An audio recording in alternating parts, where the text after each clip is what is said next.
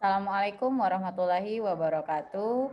Terima kasih saya sampaikan kepada LP2 MUNP yang telah memberikan kesempatan saya dan tim pada tahun ini untuk bisa mendapatkan dana hibah dalam penelitian skim dosen pemula. Nah, pada laporan akhir penelitian dosen pemula tahun 2021 ini, saya dan tim mengangkat tema strategi komunikasi pemerintah sebagai upaya meminimalisir infodemik dalam merespon penerimaan vaksinasi COVID-19 di Kota Padang.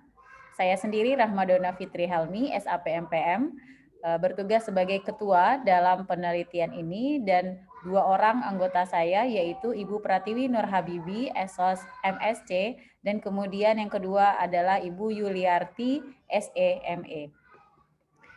Berikutnya adalah outline dari pemaparan presentasi seminar hasil atau laporan akhir penelitian pada kesempatan kali ini. Yang pertama akan dibuka oleh pendahuluan, kemudian dilanjutkan dengan pemaparan roadmap penelitian, fishbone penelitian, kebijakan vaksinasi COVID-19, kemudian strategi komunikasi pemerintah Kota Padang, dan yang terakhir adalah penutup. Yang pertama akan kita bahas yaitu pendahuluan.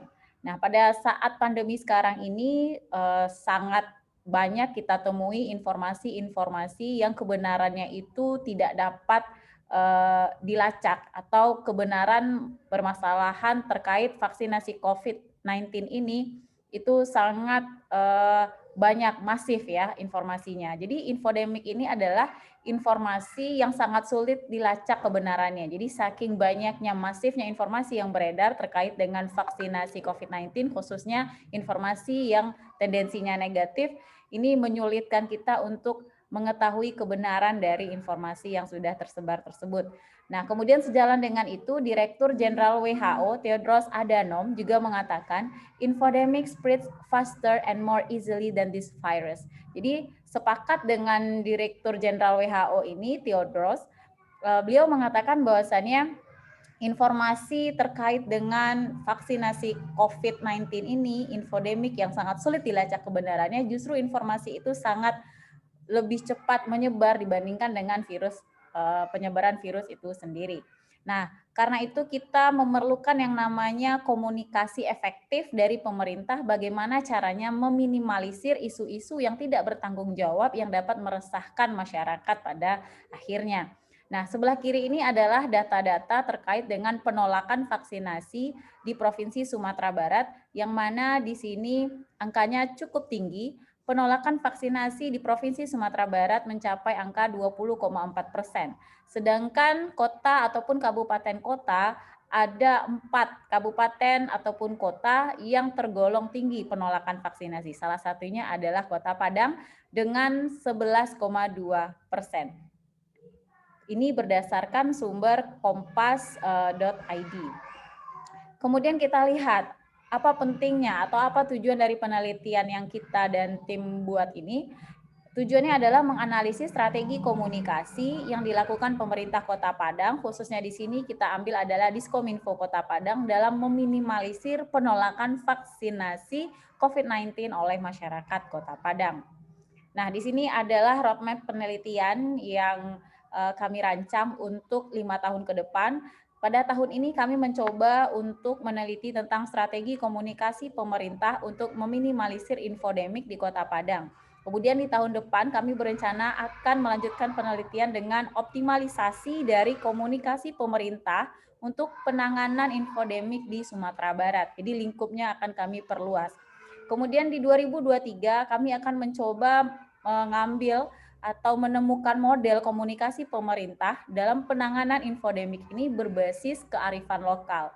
Tahun berikutnya kami coba merancang inovasi model komunikasi pemerintah dalam penanganan infodemik yang berbasis IT. Dan tahun berikutnya di tahun 2025 kita akan coba mengimplementasikan model komunikasi tadi yang berbasis kearifan lokal dan juga inovasi yaitu teknologi dikombinasikan bagaimana penerapannya nanti di lapangan terkait dengan peminimalisir infodemik. Nah, kemudian di sini ada fishbone penelitian. Fishbone penelitian ini ada 4 bagian, ada investigasi awal, kemudian desain, konstruksi, dan evaluasi dan revisi. Di tahap awal kita mempersiapkan alat wawancara dengan dokumen pendukung-pendukungnya, kemudian di investigasi awal kita mulai dengan observasi, kemudian survei lapangan, dan kita berdiskusi.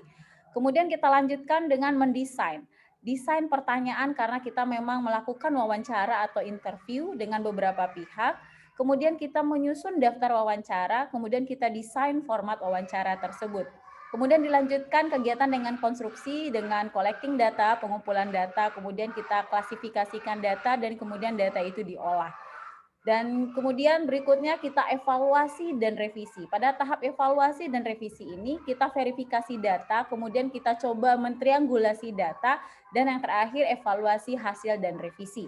Diharapkan 4 bagian dari kegiatan yang kita lalui ini kita akan menghasilkan satu artikel jurnal yang terakreditasi SINTA. Dan pada laporan ini saya mengatakan bahwasanya kami sudah memutuskan untuk publikasi artikel di SINTA 5. Nah, pada bagian akhir penelitian ini ada tahapan-tahapan dimulai dari persiapan penelitian, survei lokasi, observasi lapangan, penentuan dari informan kunci, kemudian pada pelaksanaan penelitian kita lakukan interview wawancara, kemudian adanya observasi lanjutan dan juga studi dokumentasi. Kegiatan berikutnya kita pengujian keabsahan data yang dilakukan dengan perpanjangan keikutsertaan, kemudian ketekunan dari pengamatan dan triangulasi sumber, metode, penyidik, dan teori. Dilanjutkan dengan analisis data yang dilakukan dengan reduksi data, display data, verifikasi data, dan kemudian penyusunan laporan dan kegiatan selesai. Berikutnya terkait dengan kebijakan vaksinasi COVID-19. Berdasarkan Peraturan Presiden Perpres Nomor 14 Tahun 2021 tentang perubahan atas Peraturan Presiden Nomor 99 Tahun 2020 tentang pengadaan vaksin dan pelaksanaan vaksinasi dalam rangka penanggulangan pandemi Coronavirus Disease 2019. Kemudian juga diturunkan adanya aturan mengenai Surat Edaran Wali Kota Padang Nomor 64/22/DKK strip PDG _9 2021 tentang pelaksanaan vaksinasi dalam rangka penanggulangan pandemi COVID-19 di Kota Padang. Nah, di sini adalah model yang kita coba ambil dalam menjelaskan komunikasi efektif seperti apa yang dilakukan oleh pemerintah Kota Padang yang di sini adalah Diskominfo Kota Padang. Berdasarkan TERI ya, model dari TERI komunikasi efektif 4C, di sini kita mencoba melihat bagaimana kelengkapan ataupun completeness dari informasi yang disampaikan, kejelasan, kepadatan, dan kebenaran. Jadi di sini kita memulai pertanyaannya dengan bagaimana komunikasi pemerintah Kota Padang, di sini adalah Diskominfo Kota Padang, apakah sudah efektif ataukah belum. Nah, dari hasil penelitian yang kami dapati di lapangan, strategi komunikasi pemerintah Kota Padang, khususnya Diskominfo Kota Padang, dari hal kelengkapan atau completeness. Dari informasi yang diberikan oleh Diskominfo Kota Padang, baik itu di media sosial seperti Instagram maupun Facebook, kami menilai kelengkapan informasi yang disampaikan kepada masyarakat saat ini sudah tergolong lengkap. Nah, untuk kejelasan sendiri dari informasi yang disampaikan, kami melihat informasi yang disampaikan dengan bahasa yang relatif sederhana dan mudah dipahami. Kemudian informasi juga disampaikan dalam bentuk flyer dan di-share melalui laman Instagram dan Facebook karena mayoritas saat sekarang ini masyarakat banyak yang mengakses Instagram maupun Facebook. Kemudian yang ketiga kita bicara tentang kepadatan atau consistency terhadap informasi. Nah, informasi yang disajikan oleh Diskominfo itu bentuk kalimatnya padat dan ringkas. Jadi tidak bertele-tele dan tidak membingungkan masyarakat yang menerima informasi tersebut. Yang terakhir unsurnya adalah kebenaran. Setiap informasi yang di-sharing, yang dibagikan oleh Diskominfo Kota Padang berasal dari sumber yang terpercaya dan kompeten di bidangnya, seperti Kementerian Kesehatan Republik Indonesia dan juga Dinas Kesehatan Kota Padang.